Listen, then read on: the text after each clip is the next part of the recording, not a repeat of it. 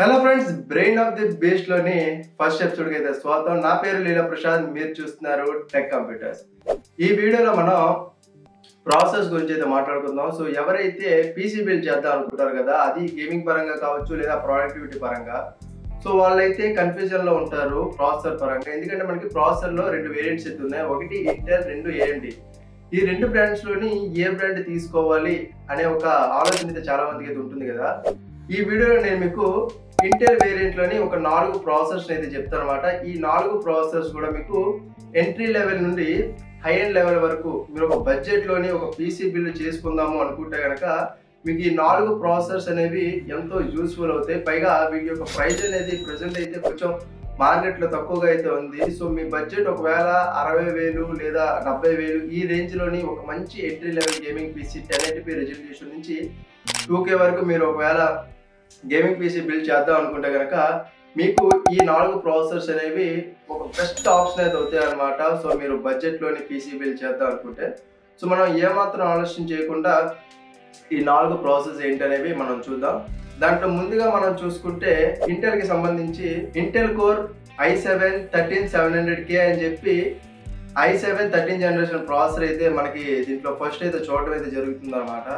So దీని యొక్క specification గురించి మనం మాట్లాడుకుంటే దీంట్లో మనకి 16 కోర్స్ అండ్ 24 థ్రెడ్స్ అయితే ఉంటాయి. దాంట్లో మనకి 8 performance course and 8 efficiency course అయితే ఉంటాయి అనమాట. సో ఇది మనకి హై ఎండ్ లెవెల్లో రావడం వల్ల దీని యొక్క పర్ఫార్మెన్స్ అండ్ ఎఫిషియన్సీ కోర్స్ అనేవి ఎక్కువగా అయితే చూడడం అయితే జరుగుతుంది. దీని యొక్క బేస్ క్లాక్ స్పీడ్ చూసుకున్న మనకి 3.4 GHz వరకు అయితే ఉంది. అలాగే దీని యొక్క మ్యాక్స్ టర్బో ఫ్రీక్వెన్సీ చూసుకుంటే 5.40 GHz వరకు అయితే ఉంది. దీంట్లో మనకి ఇంటెల్ స్మార్ట్ 30MB క్యాష్ అయితే ఇవ్వడం అయితే జరిగిందనమాట. దీని యొక్క ప్రాసెసర్ బేస్ పవర్ చూసుకుంటే 125 వాట్ వరకు అయితే రీచ్ అవుతుంది. అంటే మనం ఎలాంటి వర్క్ లోడ్ లేకుండా బేస్ పవర్ చూసుకుంటే 125 వాట్ వరకు అయితే పవర్ కన్జ్యూమ్ చేస్తుంది. మ్యాక్సిమం టర్బో పవర్ చూసుకుంటే 253 వాట్ వరకు అయితే దీని యొక్క పవర్ కన్జ్యూమ్షన్ అయితే ఉంది. సో ఇది మనకి మార్కెట్లో 40,000 ఆ దగ్గరలో అయితే ఈ ప్రాసెసర్ అనేది మనకి ఫ్లక్చువేట్ అయితే అవుతూ ఉంటుంది. నేను వీటికి సంబంధించిన లింక్స్ అనేవి డిస్క్రిప్షన్లో ఇస్తాను, మీరు అక్కడి నుంచి అయితే వీటి యొక్క ప్రైస్ అనేవి చెక్ చేసుకోండి. అలాగే మీరు పర్చేస్ చేసే ముందు ఆన్లైన్తోనూ ఆఫ్లైన్తోనూ రెండిట్లోనూ కంపేర్ అయితే చేసుకోండి. సో మీకు ఎక్కడ ప్రైస్ అనేది డ్రాప్ అయిందో మీరు దాన్ని బట్టే మీరు ప్రిపేర్ అవ్వండి. అలాగే కొనే ముందు కూడా ఈ ప్రాసెస్ నిజంగా మీరు ఒక పర్పస్ మీద కొంటే మాత్రం నిజంగా దాన్ని ఫుల్ఫిల్ చేయగలదా లేదా అన్నది రివ్యూస్ అయితే మీరు ఖచ్చితంగా ఆన్లైన్లో అయితే చూడండి. మీకు యూట్యూబ్లో చాలా వీడియోస్ అయితే దొరుకుతాయి కదా, వాటిని చూసి ఆ తర్వాతే పర్చేస్ అయితే చేయండి. సో మన నెక్స్ట్ ప్రాసెసర్ గురించి మనం మాట్లాడుకుంటే ఇంటెల్ కోర్ i7 12700 ప్రాసెసర్ అని చెప్పి మనకి i7లో 12th జనరేషన్ ప్రాసెసర్ అయితే మనకు ఉందన్నమాట. సో దీంట్లో ఉన్న బెనిఫిట్ ఏంటంటే ఈ ప్రాసెసర్ మనకి ఒక CPUతో పాటుగా ఇది ఒక APU, అంటే యాక్సిలరేటెడ్ ప్రాసెసింగ్ యూనిట్.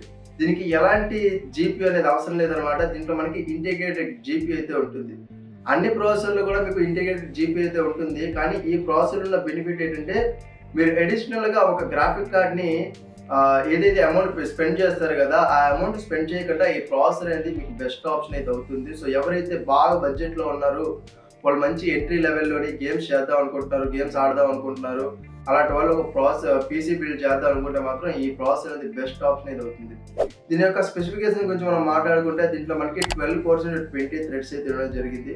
దాంట్లో మనకి 8 పర్ఫార్మెన్స్ కోర్స్ ఉన్నాయి, అలాగే 4 ఎఫిషియన్సీ కోర్స్ ఉన్నాయి. సో మనకి దీంట్లో ప్రాసెసర్ లేనందువల్ల గ్రాఫిక్ కార్డ్ అనేది డెడికేటెడ్గా ఇవ్వడం వల్ల దీని యొక్క ప్రాసెసర్ అండ్ గ్రాఫిక్ కార్డ్ రెండు యొక్క పవర్ అనేది మనకి ప్రాసెసర్ మీద పడుతుంది కాబట్టి 8 పర్ఫార్మెన్స్ కోర్స్ అయితే ఇవ్వడం అయితే జరిగింది.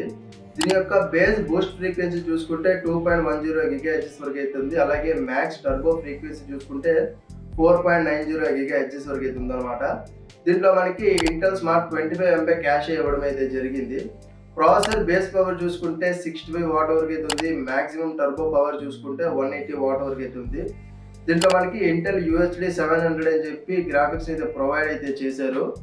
సో దీని ప్రైస్ మనకి మార్కెట్లో 25,000 దగ్గర నుండి 30,000 దగ్గరలోపు అయితే ఇది ఎప్పటికప్పుడు ఫ్లక్చువేట్ అయితే అవుతూ ఉంటుంది. మీరు వీటిని కూడా ఆఫ్లైన్ అండ్ ఆన్లైన్లో ఒకసారి చెక్ చేయండి, మీకు ఎక్కడ వాల్యూ ఫర్ మనీ అనిపిస్తుంది, ఎక్కడైతే మీకు తక్కువకి వస్తుంది అనుకుంటారో మీరు అక్కడ మాత్రం పర్చేస్ చేయండి. పర్చేస్ చేసే ముందు దీనికి సంబంధించిన ఏవైతే రివ్యూస్ ఉంటాయి కదా, రిజల్ట్స్ ఉంటాయి కదా, అవుట్పుట్ ఏ విధంగా ఇస్తుందని చెప్పి వాటిని అయితే ఫర్దర్గా చెక్ చేయండి. చెక్ చేసిన తర్వాత మీరు పర్చేస్ అయితే చేయండి. సో మన థర్డ్ ప్రాసెసర్ గురించి మనం మాట్లాడుకుంటే ఇది మనకి i5 అనమాట. ఇంటెల్ i5 12400F అని చెప్పి ఇంటెల్ i5లో 12th gen ప్రాసెసర్. దీన్ని చాలా మంది అయితే మీకు బడ్జెట్లోని ఎవరైతే పీసీబీలు చేస్తుంటారు కదా వాళ్ళైతే ఈ ప్రాసెసర్ అనేది మీకు బేసిక్గా అయితే రికమెండ్ అయితే చేస్తారు. ఎందుకని దీన్ని రికమెండ్ చేస్తారంటే దీని యొక్క పర్ఫార్మెన్స్ లెవెల్ అనేది అంత పీక్స్గా ఉంటుంది అండ్ దీని ప్రైస్ అనేది అంత తక్కువగా అయితే ఉంటుంది అనమాట. సో దీని యొక్క స్పెసిఫికేషన్ గురించి మనం మాట్లాడుకుంటే దీంట్లో మనకి 6 cores అండ్ 12 threads అయితే ఇచ్చారు. దాంట్లో మనకి 6 పర్ఫార్మెన్స్ కోర్స్ అయితే ఉన్నాయి. ఎలాంటి ఎఫిషియన్సీ కోర్స్ అయితే లేవు. ఎందుకని దీంట్లో ఎఫిషియన్సీ కోర్స్ లేవు అంటే దీంట్లో మనకి ఈ వేరియంట్ మీరు గమనిస్తే ఇంటెల్ i5 12400F అని ఉంది కదా. F అంటే నో ఇంటిగ్రేటెడ్ గ్రాఫిక్ కార్డ్, అంటే దీంట్లో మీకు ఎలాంటి గ్రాఫిక్ కార్డ్ అయితే ఉండదు. అందుకే దీని ప్రైస్ అనేది తక్కువగా ఉంటుంది. సో మీరు ఈ ప్రాసెసర్ తోని ఒకవేళ ఏదైనా పీసీ బిల్డ్ చేయించుకుందాం అంటే ఖచ్చితంగా మీరు ఒక డెడికేటెడ్ గ్రాఫిక్ కార్డ్ అయితే ఖచ్చితంగా పర్చేస్ అయితే చేయాల్సి ఉంటుంది. సో అలా చేస్తేనే మీ పీసీ ఆన్ అవుతుంది, లేదంటే కనుక మీ పీసీ ఎట్టి పరిస్థితుల్లో కూడా ఆన్ అవ్వదు. సో దానికోసమే ఈ ప్రాసెసర్ ఎందుకు చూస్ చేసుకుంటారంటే సో ఎంట్రీ లెవెల్లో ఉన్నప్పుడు మనకి ఎలాగో గ్రాఫిక్ కార్డ్ కావాలి గేమ్స్ ఆడాలి అంటే కనుక. సో అలాంటి గ్రాఫిక్ కార్డ్ని మనం నార్మల్ ప్రాసెసర్తో పెట్టి అమౌంట్ని ఎక్కువ చేసే బదులు ఇలాంటి ప్రాసెసర్ యూజ్ చేయడం వల్ల దీని యొక్క పర్ఫార్మెన్స్ ఎక్కువగా ఉంటుంది, ప్రైస్ తక్కువగా ఉంటుంది. సో ఓవరాల్గా మనం ఒక బడ్జెట్లోని పీసీ బిల్ అయితే దీంట్లో చేసుకోవచ్చు అన్న ఉద్దేశంతో అయితే చాలా మంది దీన్ని రికమెండ్ అయితే చేస్తారు. సో దీని యొక్క బేస్ ఫ్రీక్వెన్సీ చూసుకుంటే మనకి 2.50 GHz వరకు అయితే ఉంది.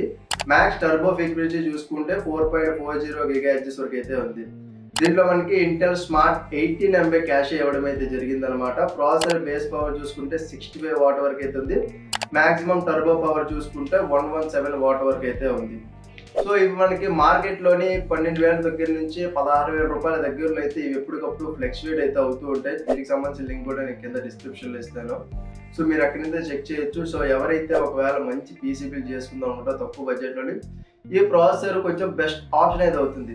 లేదు ఇంకా మీ ఇక్కడ తక్కువ ఉందంటే నేను ప్రీవియస్గా చెప్పినట్టు మీరు ఇంటెల్ i7లోని 12th gen ప్రాసెసర్ తీసుకున్నాను అనుకోండి. దాంట్లో మీకు ఏపీ ఉండడం వల్ల కొంచెం కాస్ట్ అనేది తక్కువ అవుతుంది. కొంచెం మీరు యావరేజ్గా నాట్ అల్టిమేట్ అని చెప్పలేను కానీ యావరేజ్గా మీరు 720pలో అయినా సరే మంచి FPS అయితే మీరు పొందవచ్చు. And last but not least మన ప్రాసెసర్ గురించి మనం మాట్లాడుకుంటే ఇది ఇంటెల్ i3 వేరియంట్లో మనకైతే వస్తుందన్నమాట. సో ఇంటెల్ i3 13100 అని చెప్పి ఇంటెల్ i3లోని 13th gen ప్రాసెసర్ అయితే మనకి ఈ లిస్ట్లో అయితే ఉంది. సో దీని యొక్క ఇన్ డీటెయిల్స్ గురించి మనం మాట్లాడుకుంటే దీంట్లో మనకి 4 cores అండ్ 8 threads అయితే ఉంటాయి. దాంట్లో మనకి 4 కూడా పర్ఫార్మెన్స్ కోర్స్ అయితే ఉంటాయి. దీంట్లో మనకి ఎలాంటి ఎఫిషియన్సీ కోర్స్ అయితే ఉండవు. దీని యొక్క బేస్ ఫ్రీక్వెన్సీ చూసుకుంటే 3.40 GHz వరకు అయితే ఉంది. మ్యాక్స్ టర్బో ఫ్రీక్వెన్సీ చూసుకుంటే 4.50 GHz వరకు అయితే ఉంది. దీంట్లో మనకి ఇంటెల్ స్మార్ట్ 12 MB క్యాష్ అయితే ఇవ్వడం అయితే జరిగింది. ప్రాసెసర్ యొక్క బేస్ పవర్ చూసుకుంటే 60 వాట్ అయితే ఉంది. మ్యాక్సిమం టర్బో పవర్ చూసుకుంటే 110 వాట్ వరకు అయితే దీని యొక్క పవర్ కన్జంప్షన్ అయితే ఉంది. సో ఓవరాల్గా దీని ప్రైస్ కూడా మనం మాట్లాడుకుంటే కనుక సో ప్రీవియస్గా ఏదైతే మనం i5 12th generation నుంచి మాట్లాడుకున్నాం కదా సేమ్ అదే ప్రైస్ రేంజ్ అంటే 13,000 దగ్గర నుండి 16,000 రూపాయల దగ్గరలో కూడా ఇదే ప్రాసెసర్ మనకు వస్తుంది.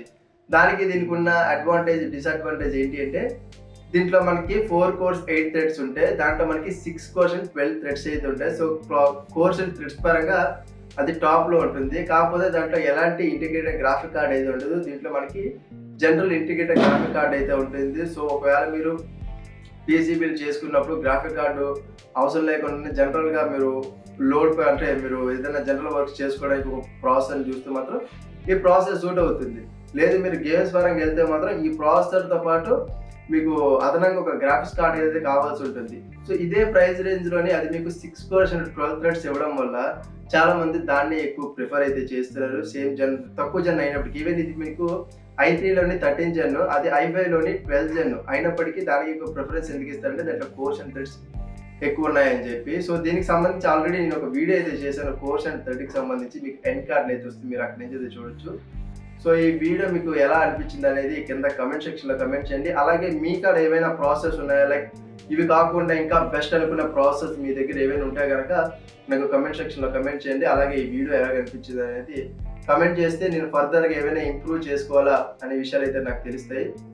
హోప్ మీకు మీ వీడియో నచ్చింది అయితే అనుకుంటాను. నచ్చితే మాత్రం లైక్ చేసి ఛానల్కి అయితే సబ్స్క్రైబ్ అయితే చేసుకోండి. నేను మీకు మరొక వీడియో అయితే మీ ముందుంటా. అంతవరకు సైనింగ్ ఆఫ్, బాయ్.